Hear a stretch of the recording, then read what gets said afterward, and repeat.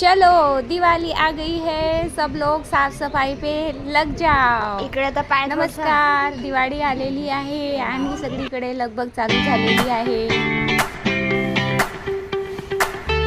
एक एक सामान मी वाळत टाकून राहिलेली आहे।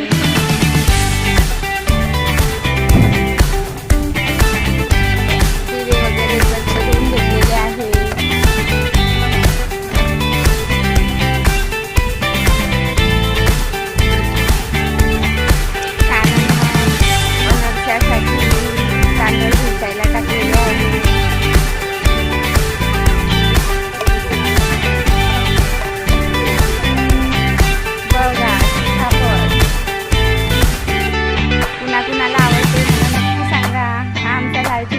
सीताफळ खाण्यासाठी रेडी आहे।